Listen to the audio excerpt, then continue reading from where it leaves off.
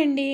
ఈరోజు నేను చూపించబోయే రెసిపీ వచ్చేసి మామిడికాయతోటి రోటి పచ్చడి ఎలా తయారు చేసుకోవాలో చూపించబోతున్నాను. జస్ట్ 2-3 మినిట్స్లో అప్పటికప్పుడు చాలా సింపుల్గా చేసేసుకోవచ్చండి. వేడి వేడి అన్నంలోకి నెయ్యి వేసుకుని తింటే సూపర్ టేస్టీగా ఉంటుంది. అలాగే టిఫిన్స్లోకి చాలా బాగుంటుంది.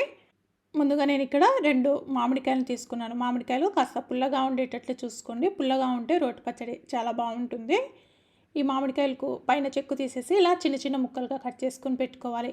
ఇప్పుడు ఒక మిక్సీ జార్లోకి మనం కట్ చేసుకున్నటువంటి మామిడికాయ ముక్కలను వేసేసుకోవాలి. అలాగే ఇందులోకి 1 టీ స్పూన్ జీరా వేసుకోవాలి. ఇందులోకి 4-5 వెల్లుల్లి రెబ్బలు, అలాగే 1/2 టీ స్పూన్ పసుపు, 1½ టీ స్పూన్ కారం వేసుకోవాలి. అలాగే రుచికి తగువైనంత సాల్ట్ వేసుకుందాం.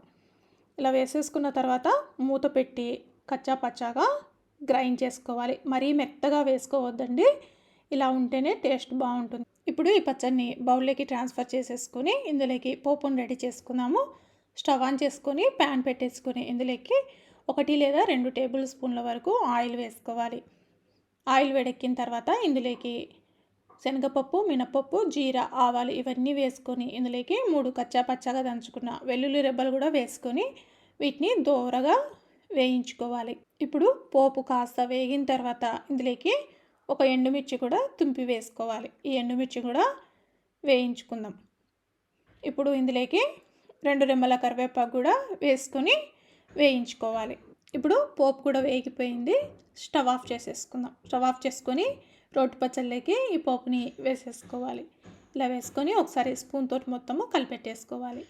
అంతేనండి, చాలా సింపుల్గా 2 నిమిషాల్లో మామిడికాయ రోటి పచ్చడి అయితే రెడీ అయిపోయింది. మీరు కూడా ట్రై చేసి ఈ రెసిపీ ఎలా వచ్చిందో కామెంట్ చేసి చెప్పండి.